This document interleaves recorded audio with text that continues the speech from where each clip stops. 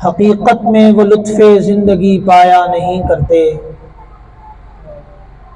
حقیقت میں وہ لطف زندگی پایا نہیں کرتے، جو یاد مصطفیٰ سے دل کو بہلایا نہیں کرتے، جو یاد مصطفیٰ سے دل کو بہلایا نہیں کرتے۔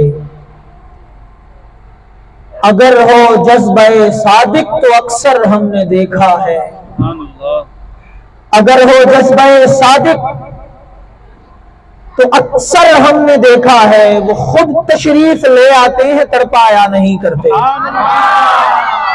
اگر ہو جذبہ صادق، حسرت ہے کہ انوار سلطان امم دیکھیں، شرط یہ ہے کہ جذبہ صادق ہونا چاہیے۔ حسرت تو ہر کوئی کرتا ہے، دعائیں تو ہر کوئی کرتا ہے حضور کے دیدار کی، حسرت ہے کہ انوار سلطان امم دیکھیں، پر آنکھیں بھی تو ہوں ایسی جن آنکھوں سے ہم دیکھیں۔ اگر ہو جذبہ صادق تو اکثر ہم نے دیکھا ہے، وہ خود تشریف لے آتے ہیں تڑپایا نہیں کرتے۔ اور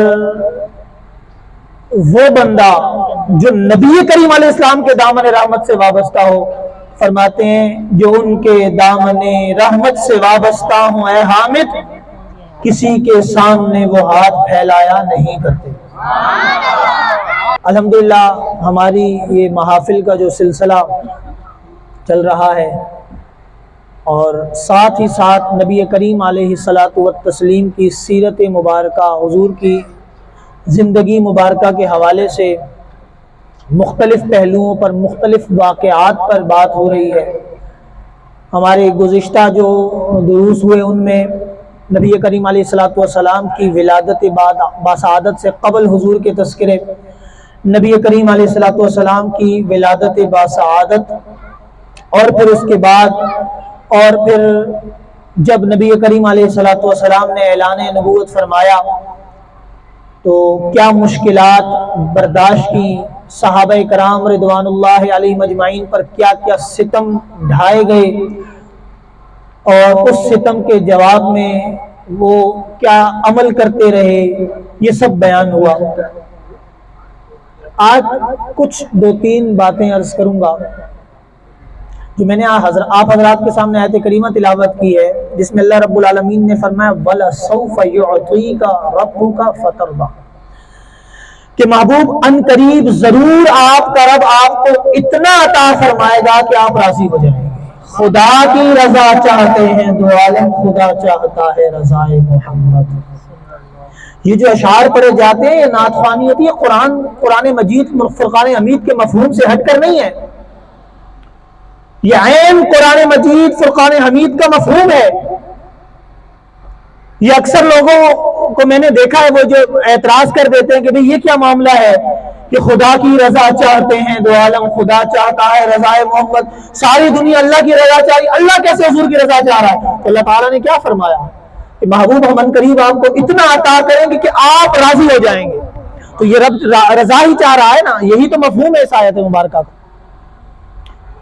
اور پھر نبی کریم علیہ الصلوۃ والسلام کی زندگی پر اگر ہم نظر ڈالیں تو اس آیت مبارکہ کے مفہوم کے مطابق ہمیں بہت سارے واقعات مل جاتے ہیں، جیسے ایک مشہور واقعہ تحویل قبلہ کا مشہور واقعہ ہے کہ نبی کریم علیہ الصلوۃ والسلام نے جب اعلان نبوت فرمایا تو حضور علیہ الصلوۃ والسلام جو ہے وہ جب نماز ادا فرمایا کرتے، جب جماعت بھی ہوتی اور جو بھی معاملات، تو وہ کعبہ شریف کی طرف تو نہیں ہوتے، بیت اللہ شریف کی تو نہیں ہوتے، بیت المقدس کی طرف رخ کر کر قبلہ اول جسے ہم کہتے ہیں نماز ادا کی جاتی تھی۔ اور اس کے بعد بھی جب ہجرت کے بھی تقریباً جو ہے نا وہ کتنے مہینے، 16-17 مہینے یہی معاملہ چلتا رہا۔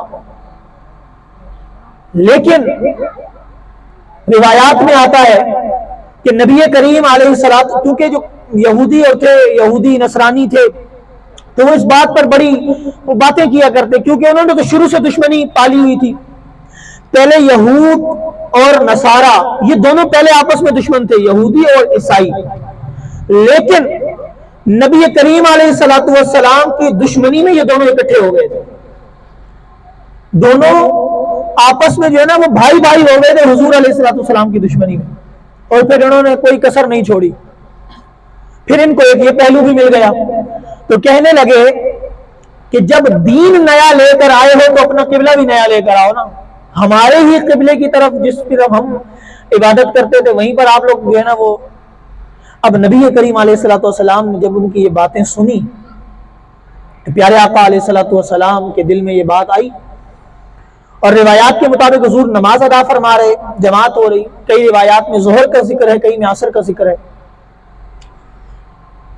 اب جب نماز ہو رہی ہے, جماعت ہے, ہو رہی ہے, اور آتا ہے کہ نبی کریم علیہ الصلوۃ والسلام نے 2 رکعت نماز ادا فرما لی ہے, 2 رکعت نماز ادا ہو گئی. اللہ تعالیٰ نے فرمایا نا قد نرى تقلب وجهك في السماء فلنولینک قبلۃ ترضاها. یہاں بھی یہ نہیں فرمایا کہ کعبہ شریف کی طرف رخ انور موڑ لیں, فرمایا فلنولینک قبلۃ ترضاها, جہاں آپ کی رضا ہوگی. پھر ابھی 2 رکعت نماز ادا ہو گئی, 2 رکعت رہتی ہے, اور دوران نماز نبی کریم علیہ الصلوۃ والسلام نے اپنا رخ انور بیت المقدس سے بیت اللہ شریف کی طرف کیا. اچھا اب یہ بھی میں آپ کو بتاتا چلوں, بیت اللہ اور بیت المقدس آپس میں اپوزٹ ہے, یعنی ایسا نہیں ہے کہ یہاں بیت المقدس ہے تو یہاں رخ کرنا تھا, کہ یہاں بیت المقدس ہے تو یہاں اگر بیت المقدس اگر وہاں ہے تو کعبہ شریف کی طرف ادھر رخ کر, یعنی آمنے سامنے ہے. تو آپ ذرا سوچیں کہ نماز ادا ہو رہی ہے, جماعت ہو رہی ہے, پیچھے صحابہ کرام نماز ادا کر نیت باندھ چکے ہیں. نماز میں استقبال قبلہ شرط ہے, اور اگر دوران نماز آپ نے سینہ قبلے سے پھیر دیا, اور قبلے سے جو شریعت نے قبلے کی حدود مقرر کی ہے جتنا ڈگری, اس سے اگر آپ کا سینہ پھر گیا تو آپ کی نماز ٹوٹ جائے گی. اب جب قبلے کی طرف سے بیت اللہ شریف کی طرف جب رخ کرنا ہے تو اب ایک طرف سے صفوں کو چیرتے ہوئے دوسری طرف آنا ہے, ایک طرف سے صفوں کو پیچھے صحابہ کرام نے صفیں بنائی ہوئی ہیں. اب حضور نماز ادا فرما رہے ہیں اور نماز کے دوران ہی حکم ہو گیا کہ اپنا رخ انور موڑ لیں.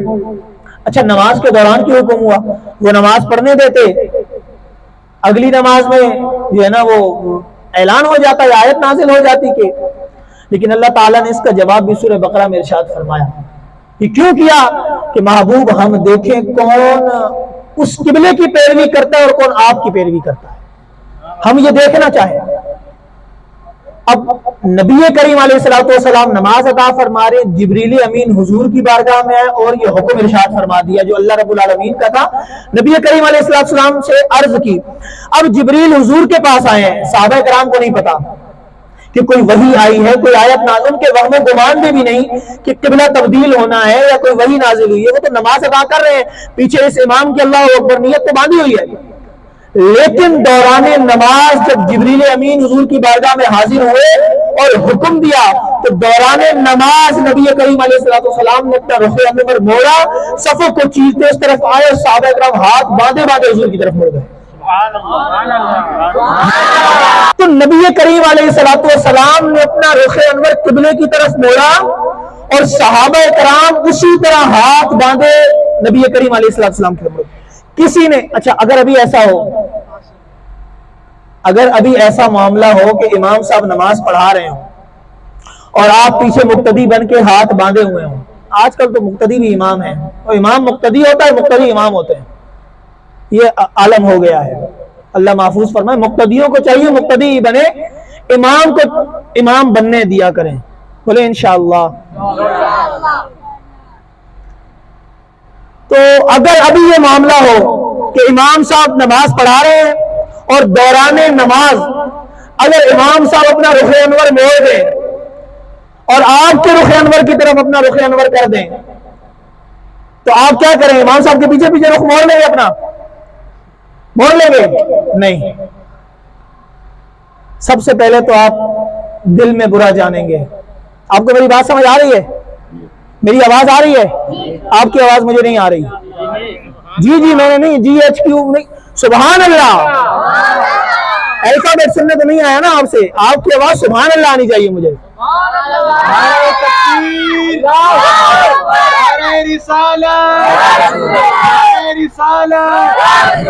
تو میں عرض کر رہا ہوں، تو آپ کیا کہیں گے؟ یا تو آپ سوچیں گے کہ امام صاحب وضو کرنے گئے ہیں، یا تو آپ سوچیں گے کہ کوئی معاملہ ہو، لیکن آپ امام صاحب کے پیچھے پیچھے اپنا رخ نہیں موڑیں گے، ایسے ہی ہے۔ لیکن جب نبی کریم علیہ السلام نے اپنا رخ انور موڑا تو صحابہ کرام اسی طرح نبی کریم علیہ السلام کی طرف مڑ گئے، کسی نے اپنی نماز کو نہیں توڑا، نماز ختم ہوئی، بعد میں انہیں یہ خبر ہوئی کہ قبلہ تبدیل ہو گیا۔ اب اگر ان سے کوئی یہ سوال کرتا آج کا کوئی بندہ کہ جی نبی کریم علیہ السلام نے جب حضور نے رخ موڑا، آپ نے دوران نماز یہ نیت تو نہیں کی تھی نا کہ منہ میرا حضور کی طرف، آپ نے تو قبلے کی نیت کی ہے کہ میرا رخ جو ہے وہ قبلے کی طرف ہے، تو آپ جب نیت یہ نہیں کی کہ حضور کی طرف ہے میرا منہ، تو آپ نے اپنا رخ انور، جب حضور نے رخ انور موڑا تو آپ نے ساتھ منہ کیوں موڑا؟ اگر کوئی یہ سوال کرنے والا ہوتا تو میرا وجدان یہ کہتا ہے کہ اسے یہی جواب ملتا کہ ہم سے نہ الجھو، جس جگہ وہ نظر نہیں آتے ہم وہ رستہ بھی چھوڑ دیتے ہیں، اور قبلہ بنتا ہے اس جگہ پہ ریاض، وہ جدھر رخ کو موڑ لیتے ہیں۔ یہ نبی کریم علیہ السلام محبوب، ہم عنقریب آپ کو اتنا عطا فرمائیں گے کہ آپ راضی ہو جائیں گے، آپ راضی ہو جائیں گے۔ تو یہ نبی کریم علیہ السلام کی رضا ہی تھی نا اس میں۔ اور اگر کوئی یہ کہے، ویسے تو معاذ اللہ کسی کی یہ ضرورت نہیں جو کہے کہ نہیں جی ہمیں نبی کریم علیہ السلام کی ضرورت نہیں ہے، تمہیں ضرورت نہیں کیسے ہو سکتا ہے خلیل اللہ کو حاجت رسول اللہ، ہے خلیل اللہ کو حاجت رسول اللہ کی، وہ جہنم میں گیا جو ان سے مستغنی ہوا۔ یہ نہیں کہا وہ جہنمی، یہ نہیں کہا وہ جہنم میں گیا جس نے اللہ کا انکار کیا، وہ جہنم میں گیا جس نے، وہ تو مشرک ہے نا، وہ جہنم میں گیا جو ان سے مستغنی ہوا، ہے خلیل اللہ کو حاجت رسول اللہ۔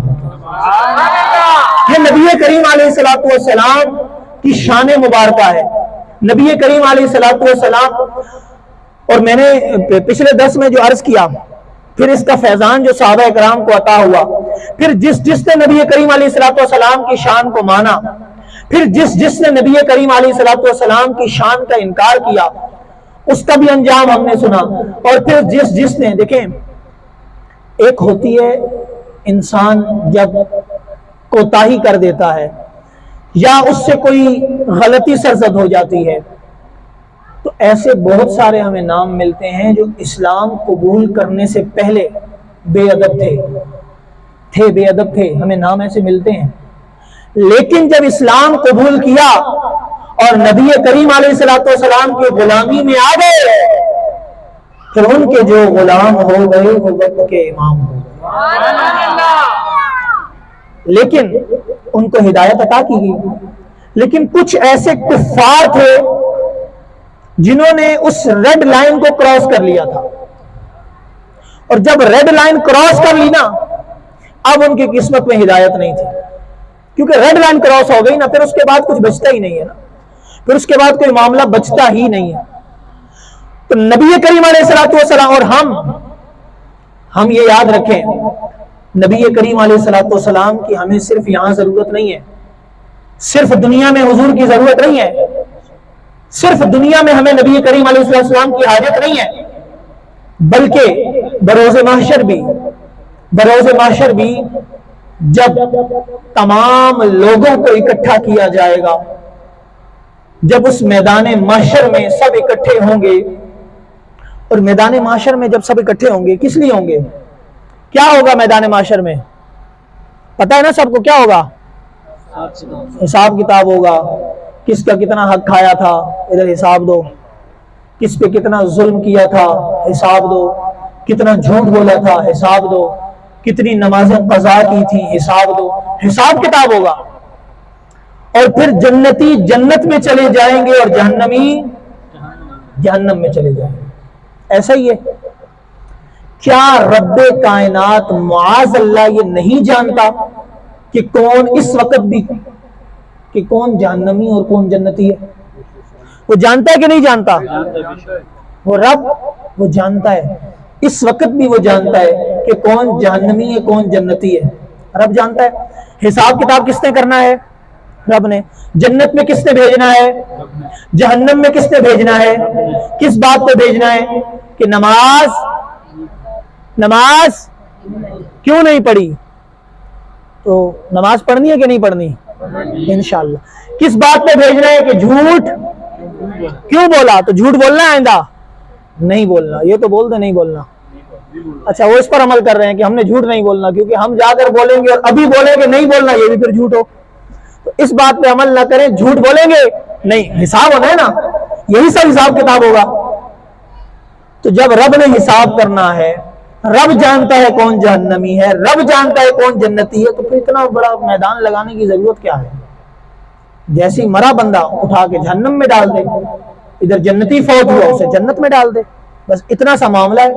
یہ جو ہم نے سنا احادیث میں کہ جب سب اکٹھے کیے جائیں گے اور سارے اکٹھے ہوں گے اور میدان محشر کا جو دن ہوگا وہ ایک دن 50,000 سال کے برابر ہوگا، اور گرمی اتنی شدید ہوگی کہ کلیجے پگھل رہے ہوں گے، اور سورج سوا نیزے پہ ہوگا، اور تانبے کی زمین ہوگی، اور آدھا دن انتظار میں گزر جائے۔ ایک عذاب انتظار کا، یہ ایک عذاب انتظار کا الگ ہے، وہ الگ ہے۔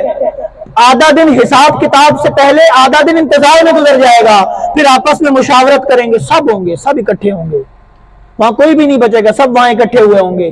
جو کہہ رہا تھا کہ میں حضور کو نہیں مانتا وہ بھی وہیں پر کھڑا ہوگا، جو کہتا تھا میں حضور کو آخری نبی نہیں مانتا وہ بھی وہاں کھڑا ہوگا، جو کہہ رہا تھا کہ حضور علیہ السلام تو معاذ اللہ کچھ ہے ہی نہیں وہ بھی وہاں کھڑا ہوگا، جو کہہ رہا تھا کہ جو حضور علیہ السلام کا ذکر کرتے ہیں وہ غلط کرتے ہیں وہ بھی وہاں کھڑا ہوگا، وہ سب کھڑے ہوں گے۔ اسی لیے اعلیٰ حضرت نے فرمایا نا کہ آج لے ان کی پناہ، آج مدد مانگ ان سے، پھر نہ مانیں گے قیامت میں اگر مان گیا۔ پھر تو ماننے ہیں نا، پھر تو قیامت میں مانیں گے کہ حضور آپ کی کیا شان ہے، حضور آپ کی شان تو ورا الورا ہے۔ تو مشورہ یہ ہوگا کہ بھی ایسا کرتے ہیں، سب اکٹھے ہو کر آدم علیہ السلام کی بارگاہ میں جاتے ہیں۔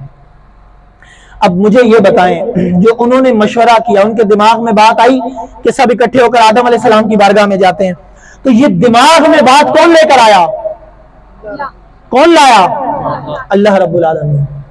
شفاعت قیامت والے دن ہماری اللہ تعالیٰ نے ہماری شفاعت کی جو حق عطا فرمایا ہوا ہے اور اختیار دیا وہ کس کو دیا ہے؟ رسول اللہ صلی اللہ علیہ وسلم۔ رب جانتا تھا کہ شفاعت کس نے کرنی ہے ان کی؟ رسول اللہ صلی اللہ علیہ وسلم۔ تو پھر ان کو آدم علیہ السلام کے پاس کیوں بھیجا؟ ڈائریکٹ ان کے دل میں بات ڈالتا کہ جاؤ حضور کے پاس جاؤ، لیکن بھیجا کہاں پر؟ آدم علیہ السلام۔ جو چیز آسانی سے مل جائے نا پھر اس کی قدر نہیں ہوتی، پھر اس کی قدر نہیں ہوتی، اور حضور علیہ السلام کی قدر سبحان اللہ۔ سب اکٹھے ہوئے، فرمایا حضور نے اکٹھے ہو کر آدم علیہ السلام کی بارگاہ میں جائیں گے۔ انسان ہے نا، عادت سے تو مجبور ہیں، تو وہاں جا کے یہ تھوڑی کہیں گے ہماری شفاعت کریں، وہاں پہلے تمہید باندھیں گے کہ آپ کی کیا شان ہے، اللہ نے آپ کو اپنا خلیفہ مقرر کیا، آپ پہلے انسان ہیں، آپ ہمارے باپ ہیں، آپ تمام انسانوں کے والد ہیں، پوری بات کریں گے، پھر کہیں گے ہماری شفاعت فرمائے، ہم بہت پریشان ہیں ہماری شفاعت فرمائے۔ اور وہاں سے جواب ملے گا اذهبوا الى غیری، کسی اور طرف جاؤ۔ آج رب کائنات اتنا جلال میں ہے کہ نہ آج سے پہلے کبھی ہوا نہ آج کے بعد کبھی ہوگا، آج مجھے صرف اپنی پرواہ ہے، تم کسی اور کی طرف جاؤ۔ اب جب رب جانتا تھا کہ آدم علیہ السلام سے یہی جواب دلوانا ہے تو وہاں بھیجا کیوں تھا؟ سوال ہوتا ہے نا بھئی، ہمارا کوئی کام ہو، ہم کسی کے پاس آئیں، اس بندے کو اگر یہ پتا ہے کہ جس کے پاس میں بھیج رہا ہوں اس نے اس کا کام کرنا نہیں ہے، وہ پھر بھی بھیجے، تو ہم سوال کریں گے نا کہ بھی جب تمہیں پتا تھا اس نے کرنا نہیں ہے تو ہمیں بھیجا کیوں؟ بلا تمثیل عرض کر رہا ہوں، بھیجا کیوں؟ آدم علیہ السلام سے جب یہ پوچھیں گے کہ آپ بتائیں آپ کس کے پاس بھیجتے ہیں، نوح علیہ السلام کی بارگاہ میں جائیں گے، وہاں جا کے بھی پہلے تمہید مانیں گے کہ حضور آپ کی کیا شان ہے، اللہ تعالیٰ نے آپ کو کیا شان عطا فرمائی، اور اللہ نے آپ کو رسول بنایا، اللہ تعالیٰ نے آپ کو یہ شان عطا فرمائی۔ یہ جب ساری بات کر چکیں گے نا، پھر کہیں گے ہماری شفاعت فرمائے، وہاں سے ہی جواب ملے گا اذهبوا الی غیری، جاؤ کسی اور طرف جاؤ، آج مجھے صرف اپنی پرواہ ہے اور کسی کی پرواہ نہیں، رب آج بہت جلال میں ہے۔ اب دوسری بات، رب یہ بھی جانتا تھا کہ نوح علیہ السلام نے بھی شفاعت ان کی نہیں کرنی، تو پھر آدم علیہ السلام سے نوح علیہ السلام کی طرف کیوں بھجوایا؟ یہ سارے سوال اکٹھے کرتے رہے، اس کا ایک ہی جواب دوں گا میں۔ پھر نوح علیہ السلام اذهبوا الی غیری، خیر ہوتے ہوتے موسیٰ علیہ السلام، پھر ہوتے ابراہیم عیسیٰ علیہ السلام کی بارگاہ میں آئیں گے، اور وہاں بھی یہی کہ آپ کو اللہ نے کیا شان عطا فرمائی، آپ جو ہے نا وہ نابیناؤں کو زندہ، آنکھیں ان کی واپس لوٹا دیا کرتے تھے، آپ مردوں کو زندہ کیا کرتے تھے، اور بڑا، اور ان کی طرف سے بھی یہی جواب ملے گا۔ تو پھر پوچھیں گے آپ بتائیں کس کے پاس جائیں، آپ بتائیں ہم کس کے پاس جائیں؟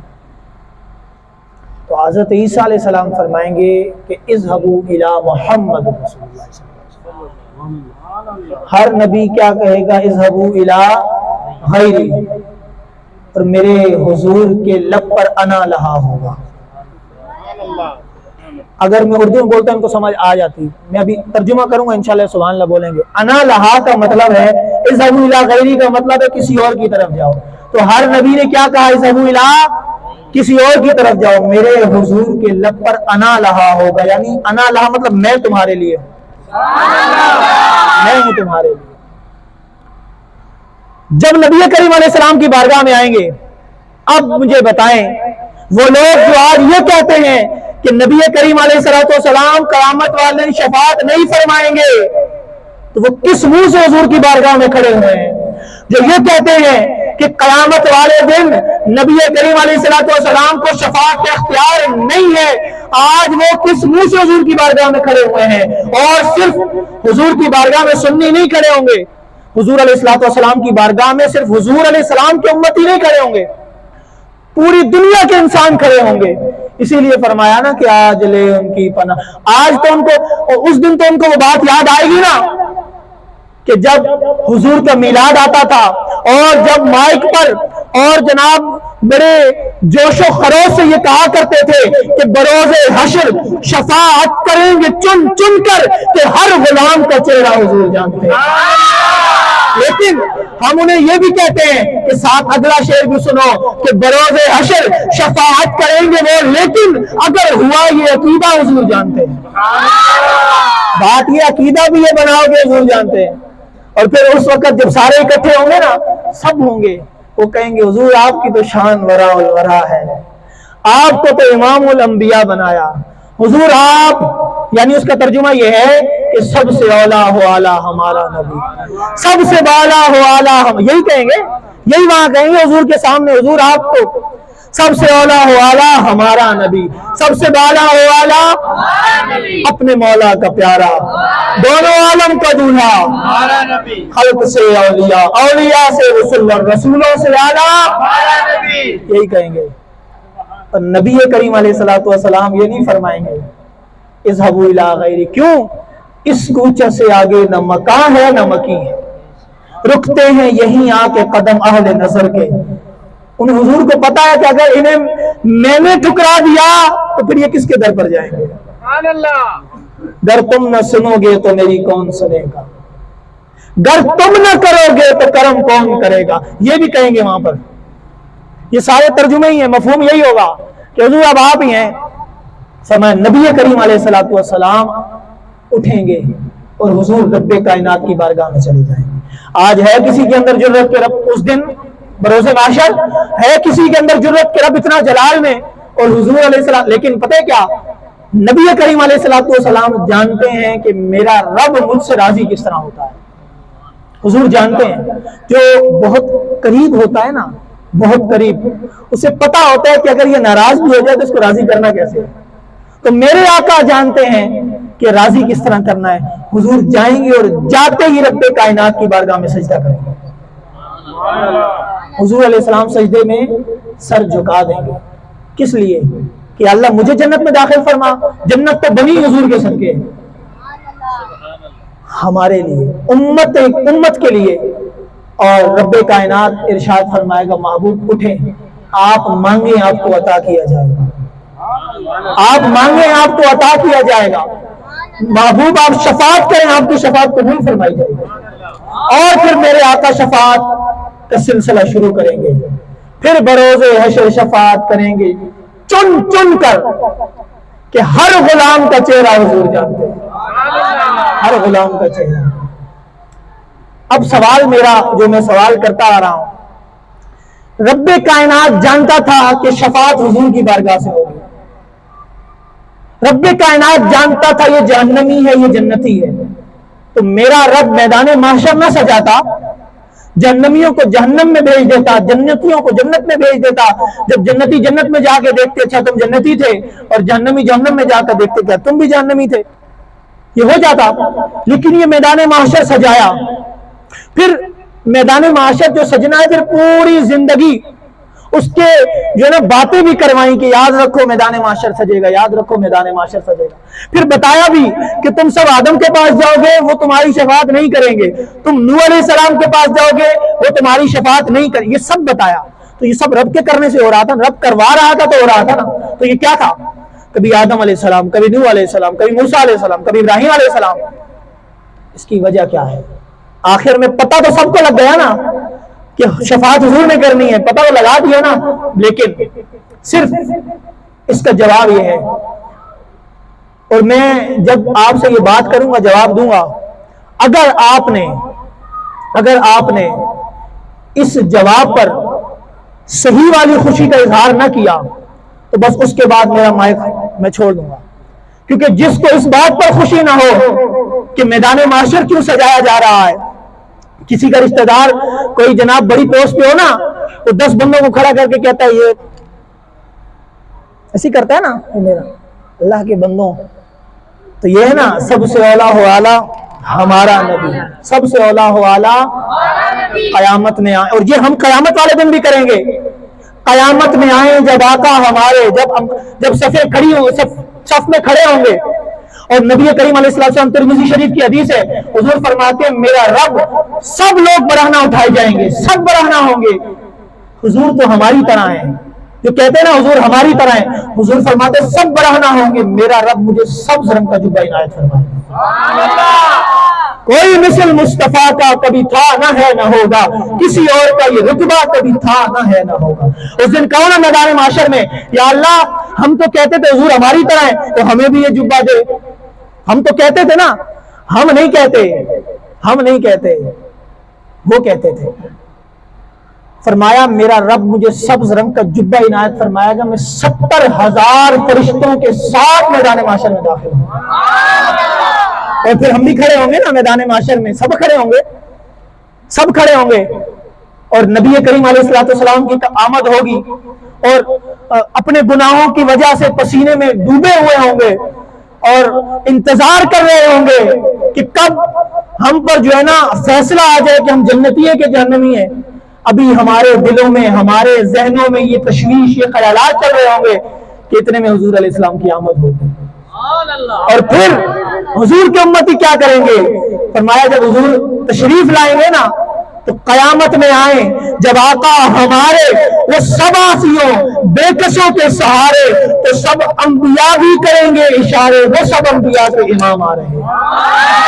ہم تو کریں گے نا کہ یہ ہمارا نبی ہے. جو دوسری امتیں کھڑی ہوں گی ان کو ہم یہی کہیں گے نا کہ سب سے اولا ہو اعلیٰ ہمارا نبی، سب سے بالا ہو اعلیٰ ہمارا نبی. یہ تو ہم اشارے، لیکن انبیاء بھی اشارے کر کے کہیں گے یہ سب انبیاء کے امام آ رہے ہیں. اب وجہ کیا ہے؟ یہ سب میدان، ابھی جواب نہیں دیا میں نے، ابھی جواب دے رہا ہوں. وجہ کیا ہے کہ رب کائنات نے آدم علیہ السلام کے پاس بھیجا. اچھا قبر کے اندر نہ جنتی ہونے کا اعلان کیا، نہ جہنمی ہونے کا اعلان کیا، میدان محشر سجایا، سب کو اکٹھا کیا، آدم علیہ السلام کے پاس بھیجا، وہاں سے ذبح الی غیری کہلوایا، نوح علیہ السلام کے پاس بھیجا، وہاں سے ذبح الی غیری کہلوایا، ابراہیم علیہ نبینا علیہ السلام، موسیٰ علیہ السلام، عیسیٰ سب کے پاس بھیجا، ذبح الی غیری کہلوایا، پھر حضور سے شفاعت کری تو فرماتے ہیں کہ فقط اتنا سبب ہے انعقاد بزم محشر کا کہ ان کی شان محبوبی دکھائی جانے والی۔ سرکار کی آمد، مرحبا، سرکار کی آمد، مرحبا، آقا کی آمد، مرحبا، داتا کی آمد، مرحبا، حضور کی آمد، مرحبا، نور کی آمد۔ فقط اتنا سبب ہے اور کچھ نہیں ہے۔ رب جانتا ہے جنتی کون ہے جہنمی کون ہے، صرف رب بتانا چاہتا ہے کہ تم دنیا میں کہتے تھے کہ میرا محبوب شفاعت نہیں کر سکتا، میں نے تو اپنے محبوب کو مقام محمود عطا فرمایا ہے جو کسی کو دیا ہی نہیں گیا، وہ مقام عطا فرمایا ہے، اور پھر میرے آقا شفاعت کا سلسلہ شروع کریں گے اور پھر شفاعت ہوتی چلی جائے گی۔ تو ہمیں صرف دنیا میں حضور کی ضرورت نہیں ہے، ہمیں بروز محشر بھی حضور کی ضرورت ہے۔ کہاں جائیں گے؟ نبی کریم علیہ السلام سے اگر مستغنی ہو جائیں گے تو ہم کہاں جائیں گے؟ اسی لیے کہا اچھا اب اگر حضور سے جو مستغنی، یہ جو شعر پڑا ہے نا، وہ جہنم میں گیا جو ان سے مستغنی ہوا، اس کا پھر جواب یہ ہے کہ نبی کریم علیہ اگر اس دن مستغنی ہو گئے کہ جی ہمیں حضور کی شفاعت کی ضرورت نہیں ہے، تو کیا اسے جنت میں داخل کیا جائے گا؟ تو پھر جہنم میں جائے گا، اور اس نے کہاں جانا ہے؟ تو اسی لیے صحیح کہا کہ وہ جہنم میں گیا، اللہ تعالیٰ فرماتے ہیں وہ جہنم میں گیا جو ان سے مستغنی ہوا، اے خلیل اللہ کو حاجت رسول اللہ۔ سبحان اللہ۔ تو اپنے دل میں حضور کی محبت بٹھائیں، اپنے دل کو نبی کریم علیہ السلام کی محبت سے جگمگائیں، اور جب حضور علیہ السلام کا تذکرہ ہوا کرے نا، جب حضور کا ذکر ہو تو پھر اپنے چہرے پر حشاش بشاش ہونے کا ثبوت دیا کرے، پتہ لگے کہ کسی کے سامنے اس کے محبوب کا تذکرہ ہوا ہے۔ انسان جتنی بھی تکلیف میں ہو نا، جتنی بھی تکلیف میں ہو، جب محبوب کا تذکرہ ہو جائے پھر ساری تکلیفیں دور ہو جاتی ہیں۔ تو جب نبی کریم علیہ السلام کا تذکرہ ہوا کرے تو آپ کے چہرے پر خوشی ہونی چاہیے، آپ کے چہرے پر خوشی کے آثار ہونے چاہیے، بندہ دور سے دیکھ کے بولے یہ حضور علیہ السلام کا غلام ہے۔ اللہ رب العالمین سے دعا ہے کہ رب کائنات ہم نے جو کچھ سنا اس پر عمل کرنے کی بھی توفیق عطا فرمائے، نبی کریم علیہ السلام کی محبت نصیب فرمائے، اور خصوصاً میں انتہائی مبارکباد پیش کرتا ہوں جناب محمد عابد حسین صاحب کو، جنہوں نے بابرکت محفل پاک اپنے گھر میں سجائی۔